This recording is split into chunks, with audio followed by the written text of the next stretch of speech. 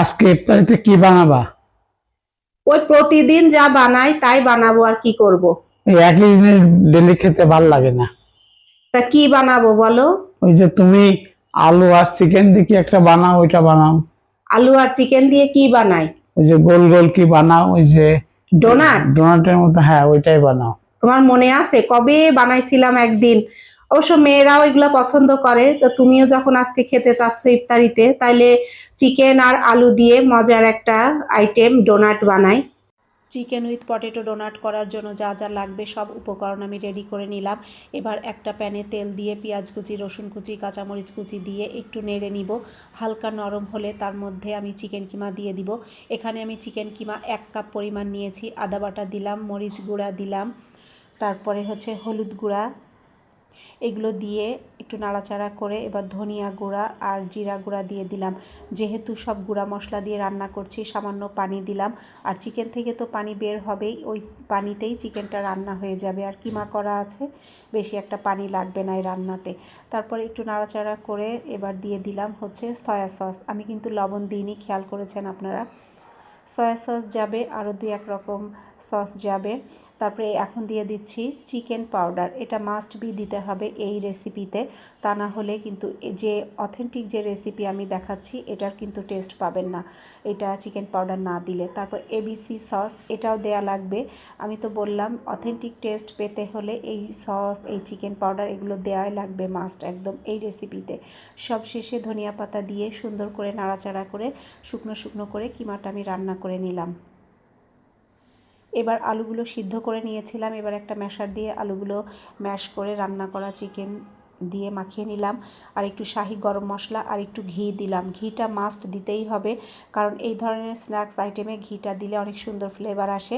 আর একটু গ্রেট করা চিজ দিলাম। চিজটা একেবারে অপশনাল, আপনার ঘরে থাকলে দিবেন, না হলে দরকার নেই। তারপরে চিকেন আলুর পটেটোর যে মিশ্রণটা, সেটা হাতে তেল লাগিয়ে ডোনাট শেপ করে নিলাম। সবগুলো ডোনাট আমার করা হয়ে গিয়েছে। এখন এইগুলো একটু ফ্রোজেন করে নিব, কারণ কিছুক্ষণ ডিপ ফ্রিজে না রাখলে এটা কিন্তু ডিমের গোলায় দেয়া যাবে না, যেহেতু আলু দিয়ে করা, একদম নরম থাকবে। তাই জন্য একটু ডিপ ফ্রিজে হালকা আধা ঘন্টা রেখেছিলাম।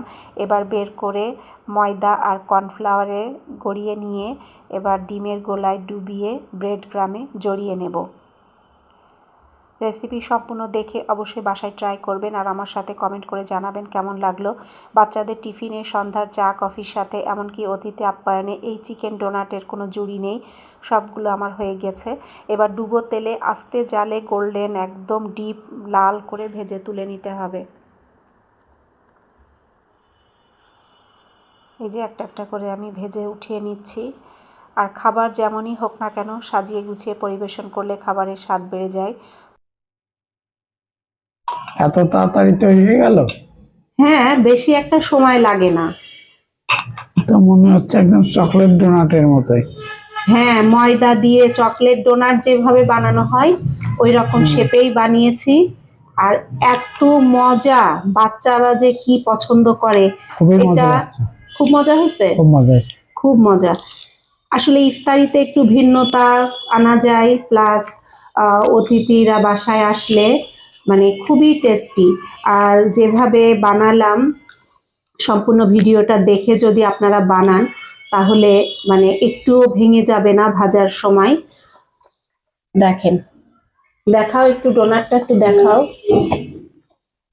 এই যে ভিতরটা জুসি আর বাইরেরটা ক্রিস্পি। এইভাবে মজা করে বানাবেন সবাই, বাসায় বানিয়ে খাবেন আর আমার সাথে কমেন্টে বলবেন কেমন লাগলো। Chicken with potato donut.